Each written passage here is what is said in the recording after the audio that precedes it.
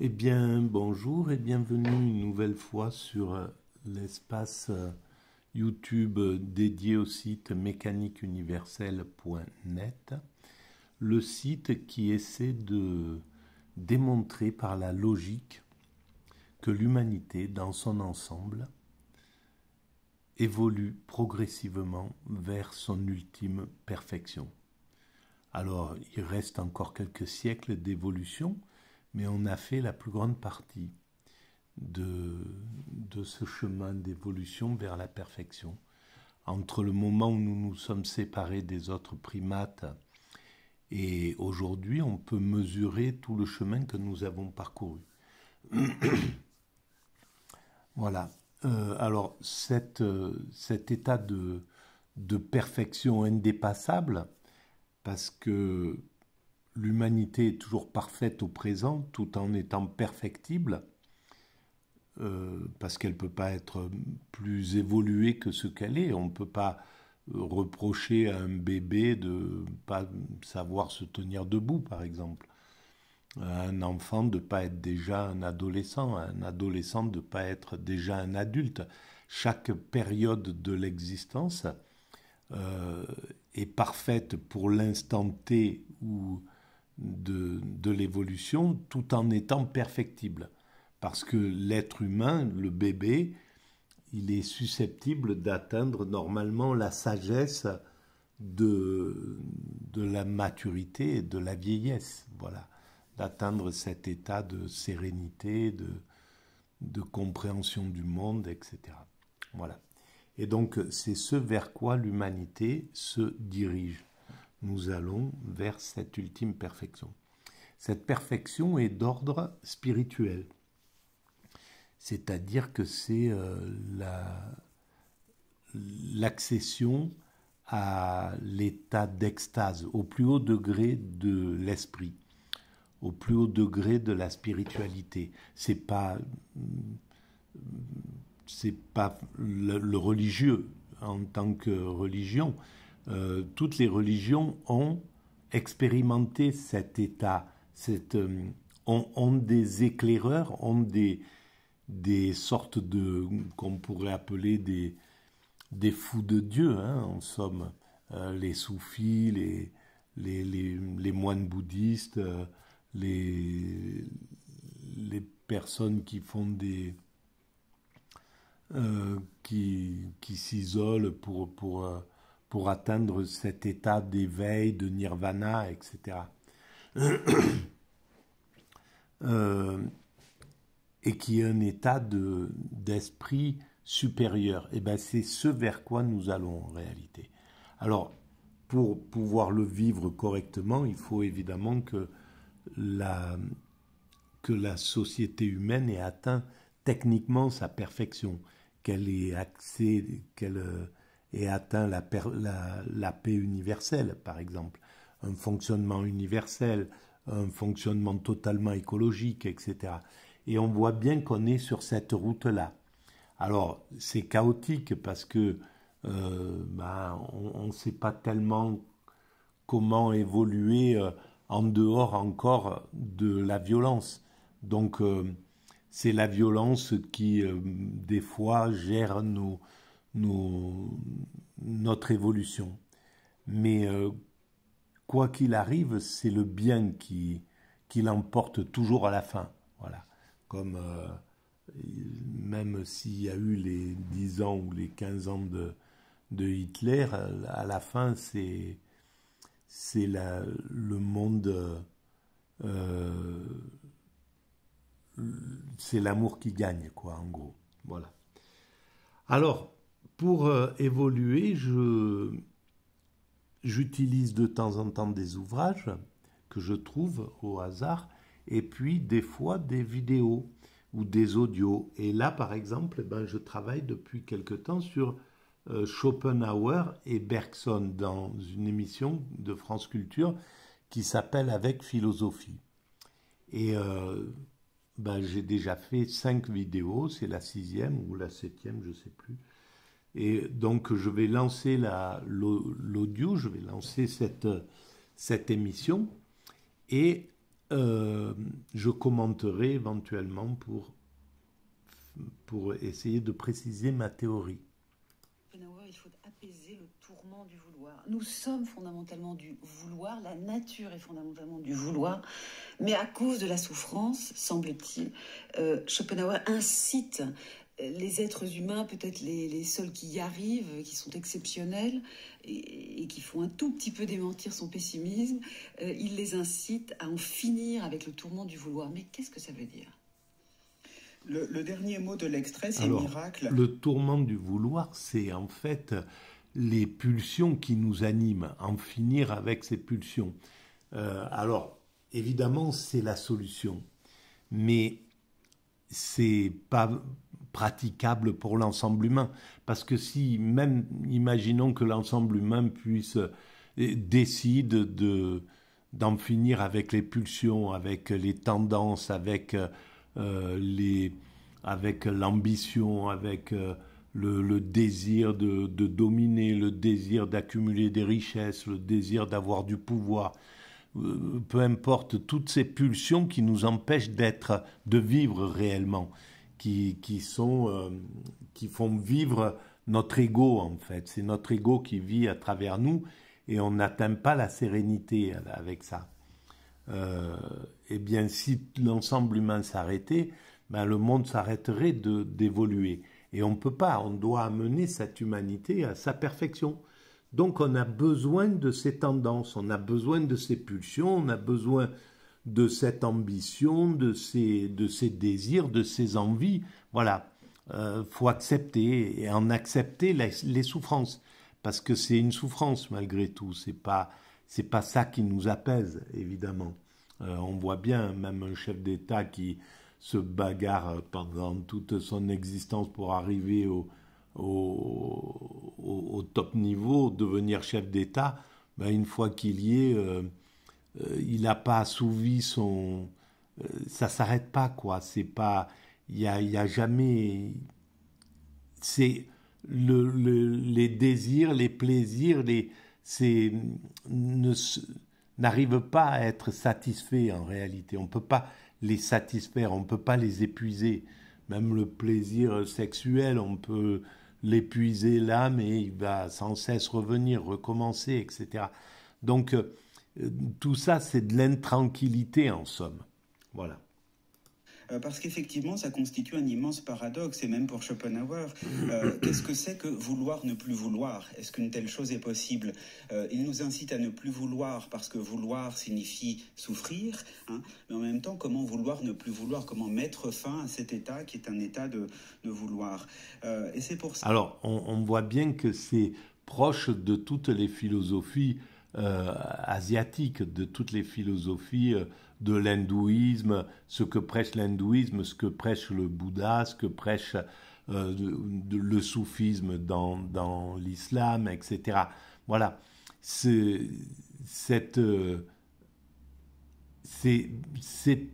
la façon d'atteindre la sérénité et d'accéder à l'extase, justement, et à la fusion avec le divin. Ça que, eh bien, parfois il recourt au modèle de la grâce, hein, par une sorte de lumière qui viendrait d'au-dessus, mais voilà, dans le christianisme, c'est la grâce. Chez Schopenhauer, il lit Luther, il lit les grands textes de la théologie allemande, mais d'une façon tout à fait sécularisée, parce que c'est à peu près le seul modèle qu'il puisse trouver pour indiquer la possibilité d'une interversion du vouloir qui finalement deviendrait non-vouloir. Et c'est pour ça, par exemple, qu'il va contester le suicide comme voie d'accès possible à ce repos. Alors, il ne reste pas beaucoup d'options. Comment fait-on sans se suicider? Il reste l'option de l'extase. Du vouloir en nous. Il y a là celui qui veut, même pour les interprètes de Schopenhauer, il semblerait que la recommandation de cet auteur qui nous recommande beaucoup de choses, c'est une... Le problème, c'est évidemment, c'est la quête de l'extase. C'est donc... faire comme les moines tibétains, comme les moines bouddhistes, comme les moines zen, comme voilà les ascètes hindous, c'est contraindre ces pulsions jusqu'à atteindre cet état-là. Mais évidemment, ça demande une énergie, une volonté, un travail inouï en fait pour atteindre ça. C'est pas à la portée des hommes constructeurs que nous sommes.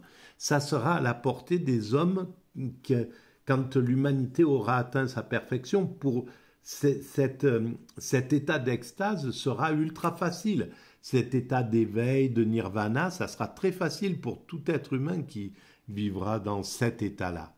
Sorte d'extinction progressive de la volonté, d'atténuation par inanition, hein, par méthode raisonnée et pourtant passive et déprise de soi, de ne plus avoir faim et de ne plus avoir de désir sexuel, n'est-ce pas? Alors, voilà, ce sont les deux grands points qui, dans notre volonté, il faudrait réussir à les neutraliser.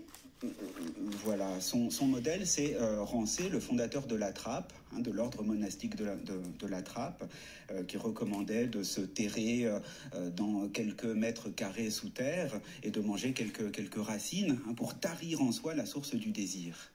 Alors là, Ghislain-Waterloo, voilà. Alors, une vraie... Cette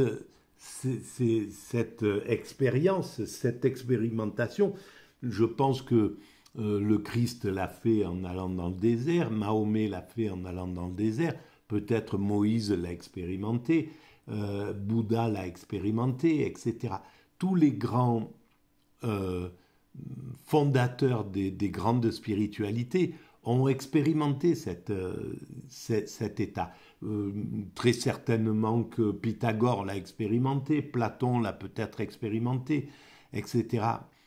Une grande partie de la philosophie découle de cette expérience-là.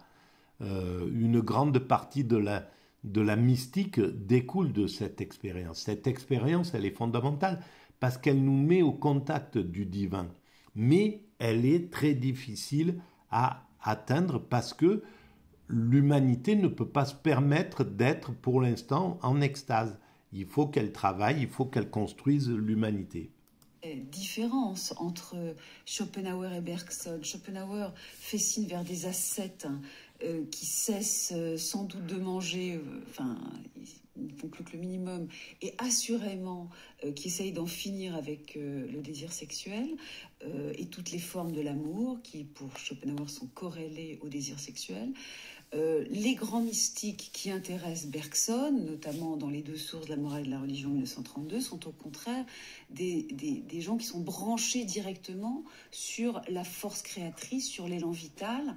Alors je ne sais pas ce qu'il en est de leur sexualité, peut-être mangent-ils peu, mais en tout cas, ils sont dans la vie, alors que clairement Schopenhauer cherche des formes de mysticisme ascétique. Voilà, alors c'est ça, il y a les deux... L'humanité a cherché depuis qu'elle expérimente cet état, et je pense qu'elle l'a expérimenté depuis très très très longtemps, bien avant même de se plonger dans la religion, d'imaginer les religions, d'imaginer la spiritualité. L'état d'extase, il peut venir accidentellement en réalité. Ça a été mon cas par exemple. J'ai vécu cet état-là au tout début de la mécanique universelle, donc de la fondation de cette théorie en l'an 2000, un petit peu avant. Voilà, j'ai vécu cet état-là qui a duré une semaine et je ne savais pas du tout ce qui se passait en moi. Je n'ai pas compris ce que j'étais en train de vivre. Je l'ai compris en sortant de cet état. Et je pense que à l'époque tribale ou à l'époque des clans, des êtres humains ont fait cette expérience-là. Et cette expérience a permis d'avoir des intuitions, des imaginations très fortes qui sont à l'origine de l'idée du divin, de l'idée d'un principe créateur, de cette réflexion-là. Donc, il y a ces moyens-là. Mais il y a les moyens, donc depuis que les hommes cherchent, certains ont trouvé qu'on pouvait atteindre cet état d'extase à travers la sexualité, par exemple. C'est le cas dans l'hindouisme. Dans l'hindouisme, une des branches, c'est le tantrisme, cherche à atteindre cet état à deux, dans une relation d'amour absolu et de désir et de plaisir où le corps jubile et atteint normalement cet état d'extase. Voilà. Donc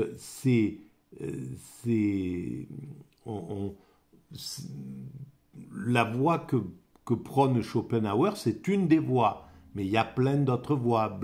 Dans le soufisme, les soufis d'Afghanistan ou les soufis, les derviches, les soufis par exemple, sont mariés, ont des enfants, etc. Donc ont une vie tout à fait ordinaire, sauf qu'ils atteignent cet état-là à travers le dhikr, c'est-à-dire la répétition du nom de Dieu, des diverses façons dont Dieu est appelé dans l'islam. Et puis, alors je vous renvoie à visualiser les films de Arnaud Desjardins sur le soufisme, sur les soufis d'Afghanistan. Comme ça, vous verrez un petit peu ce que c'est. Vous les trouverez sur le site. Qui se retire de la vie, c'est ça ? En tout cas, il y a une forme de renonciation, vous voyez ? Le renoncement est fondamental chez Schopenhauer. Voilà, la renonciation, c'est vraiment fondamental. Comprendre que ce que nous désirons est vain. Et que, en fait, c'est simplement vouloir pour vouloir. Nous nous accrochons à nos buts, et puis nous estimons que nous réalisons des choses importantes. Tout cela n'est qu'illusion qui se répète indéfiniment et sempiternellement. Sempiternellement. Alors, ça, c'est chez Schopenhauer.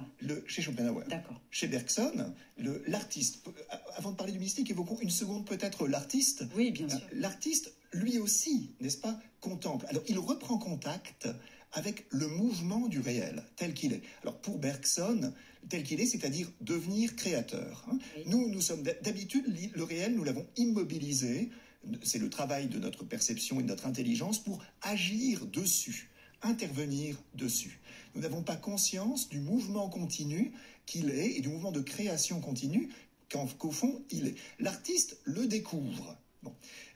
Alors maintenant, si on passe sur le plan et sa contemplation consiste à retrouver, recoïncider avec cela. Si on passe sur le plan du religieux, il y a quelque chose de singulier et de très intéressant, c'est que vous voyez, chez Schopenhauer et chez Bergson, il y a la référence à une même mystique qui a été très réprouvée des catholiques et puis qui a été rejetée en général des philosophes, sauf de deux, Madame Guyon.